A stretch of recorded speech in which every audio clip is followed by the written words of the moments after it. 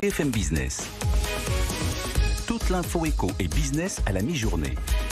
60 minutes business. Guillaume Paul.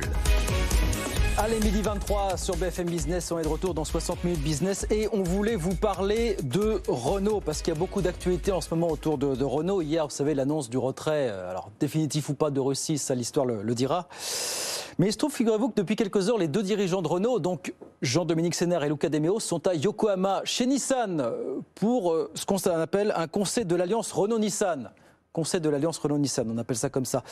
On va en parler avec Arnaud Aimé qui est avec nous par vidéo. Bonjour Arnaud, spécialiste des transports SIA Partners.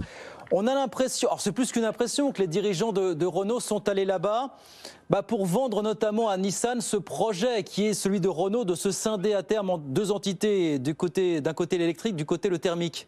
Et apparemment du côté de chez Renault, on voudrait bien embarquer Nissan dans la partie électrique, sauf qu'on sent que du côté de Nissan, on n'est pas très chaud. Est-ce que c'est comme ça qu'il faut le comprendre, Arnaud ?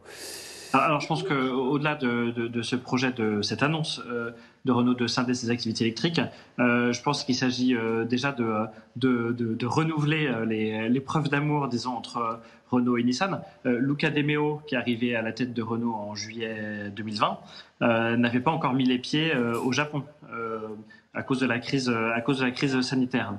Ouais. Donc il s'agit quand même de renouer les liens.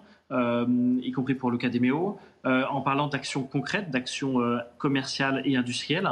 Donc la première d'entre elles, effectivement, c'est l'initiative de Renault sur le lancement d'une activité électrique, disons, dédiée à l'électrique. C'est pas étonnant que Nissan se laisse le temps de la réflexion. Nissan se laisse le temps de la réflexion, déjà parce que Renault dit bien il faut se laisser le temps de la réflexion. C'est-à-dire qu'aujourd'hui, la logique de l'alliance entre Renault et Nissan, c'est on fait des choses ensemble sur la base du volontariat, et c'est pas de manière forcée. Et même si Renault est actionnaire à 43% de Nissan, Renault ne veut pas forcer Nissan dans les initiatives de Renault. Et puis Nissan, forcément, doit mettre du temps à analyser ce sujet. Alors déjà, avant que Nissan y adhère, il faut déjà que Nissan accepte que le partenaire Renault se lance dans cette scission d'activité électrique. Donc c'est quand même le premier pas. Ouais. Ensuite, on pourrait imaginer des étages supérieurs, disons, de la fusée, c'est-à-dire que Nissan investisse dans l'entreprise mise en place par Renault, voire soit un partenaire industriel de cette entreprise. Ça deviendrait une co-entreprise de véhicules électriques. Le problème pour Nissan, c'est qu'il n'a pas la même empreinte géographique que Renault. Ouais, c'est ça. Renault, c'est beaucoup l'Europe. En Europe, la conversion des flottes vers l'électrique va aller très vite, puisque c'est imposé par la Commission européenne. En revanche, Nissan est très présent aux États-Unis, où la flotte ne va pas se convertir de la même manière et il n'y a pas les mêmes contraintes réglementaires. Nissan est assez présent en Asie du Sud-Est, où c'est le même environnement, c'est-à-dire une conversion vers l'électrique qui sera, on pense, beaucoup plus progressive. Mais Arnaud, vous dites effectivement tout ça se fait sur la base du volontariat. On a l'impression que 2 ans et demi, parce que l'affaire Carlos Ghosn, elle a 2 ans et demi, et on sait que c'est elle qui a fait un petit peu voler en éclats ce faible équilibre entre Renault et Nissan que Carlos Ghosn avait réussi à maintenir pendant près d'une vingtaine d'années. On se dit, si au moment où l'industrie auto continue de bouger si vite, si ces deux-là véritablement ne resserrent pas les liens de manière catégorique, s'ils ne le font pas maintenant, mais quand le feront-ils ?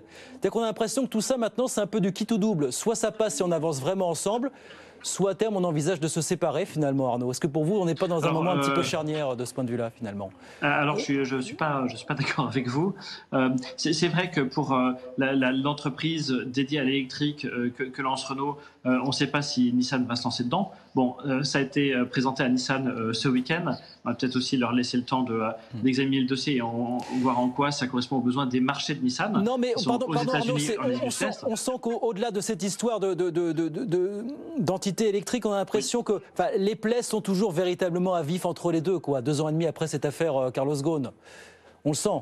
Moi, j'ai pas cette impression-là. Ça me semble quand même relativement apaisé par rapport à il y a 2 ans. Alors, vous me direz qu'on part d'assez loin, mais dès lors que les constructeurs conviennent, par exemple, d'avoir des plateformes communes à 80% d'ici 2026, c'est-à-dire dans 4 ans, ça c'est quelque chose d'assez ambitieux qui montre quand même un engagement commun fort.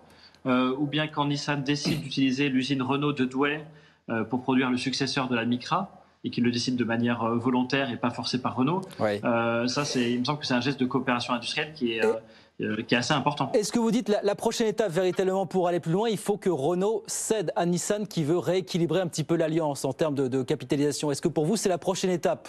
L'étape indispensable pour Renault si on veut véritablement avancer avec Nissan finalement? Est-ce que c'est ça pour vous? Je pense que la priorité c'est quand même la coopération industrielle, c'est ce qu'on vient de dire. Après c'est vrai que du côté japonais, il y a une frustration historique, puisque je rappelle que Renault détient 43% de Nissan, alors que Nissan ne détient que 15% de Renault, alors que Renault pèse en bourse 2 fois moins que Nissan, 6 milliards d'euros contre 14 milliards d'euros, produit moins de véhicules, Renault c'est 2,7 millions de véhicules, et puis en enlevant la Russie, ça n'arrange pas les choses, donc, contre 4 millions de véhicules pour Nissan.